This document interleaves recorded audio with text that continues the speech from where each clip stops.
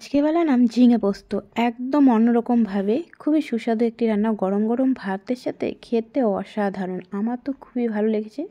তো সম্পূর্ণ রান্নাটা দেখতে থাকো আমি কি করে করলাম। এই রান্নাটা আমি ফেসবুকে এক মাতাজির থেকে শিখেছি। তো চলো দেখা যাক। এখানে আমি ঝিঙা নিয়ে নিয়েছি, ঝিঙাগুলোকে ভালো করে খোসা ছাড়িয়ে ধুয়ে নিয়েছি। এরকম শেপ দিচ্ছি, তোমরা যে যেরকম পারো শেপ দিতে পারো।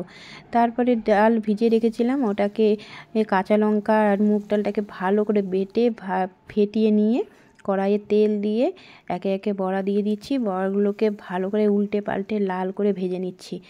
ভেজে নিয়ে আমি বড়াগুলোকে নামিয়ে নেব। ভালো করে ভেজে নিতে হবে।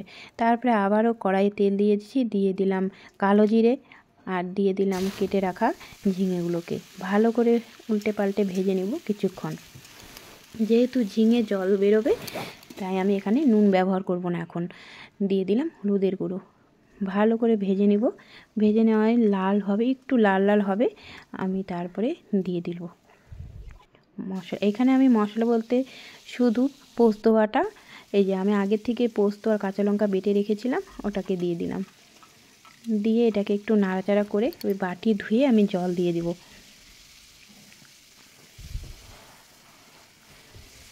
ভালো করে ভেজে নিচ্ছি। তারপরে আমি দিয়ে দেব জল, পরিমাণ মতো জল দিয়ে দিব। দিয়ে দিলাম জল, ভালো করে মিক্স করে নিচ্ছি। এটাকে এখন আমি ফুটতে দেব। ফুটে গেলে তারপরে দিয়ে দিব ভেজে রাখা বড়াগুলোকে। তারপর স্বাদ মতো নুন দিয়ে দিলাম। ঝিঙেটা সিদ্ধ হয়েই গেছে, প্রায় ভাজাতেই সিদ্ধ হয়ে গেছে। এই যে দেখো ভেজে রাখা বড়াগুলো এখন আমি এখানে দিয়ে দেব।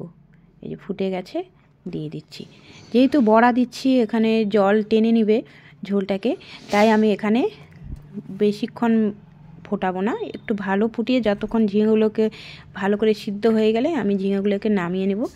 আর একটু রস রস নামাবো, যেহেতু পরে জলটা টেনে নেবে তাই দেখো। আর স্বাদ মতো নুন দিয়ে দিলাম।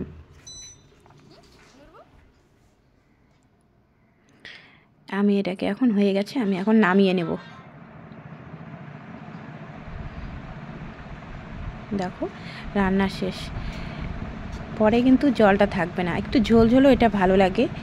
গরম গরম ভাতের সাথে দারুণ লাগবে খেতে। দেখো রান্নাটা কেমন হয়েছে অবশ্যই কিন্তু কমেন্টে জানিও। এই যে দেখো খাওয়ার সময় দেখো ঝোলটা নাই, একদম টেনে নিয়েছে ঝোলটা। তোমরা একবার বাড়িতে ট্রাই করে দেখতে পারো। আমার তো খুবই ভালো লেগেছে, আশা করছি তোমাদেরও ভালো লাগবে। আমার এই রেসিপি তোমাদের কেমন লাগলো অবশ্যই কমেন্টে জানিও। টাটা বন্ধুরা, ততক্ষণ সবাই তোমরা ভালো থেকো, সুস্থ থেকো। দেখা হচ্ছে নেক্সট ভিডিওতে।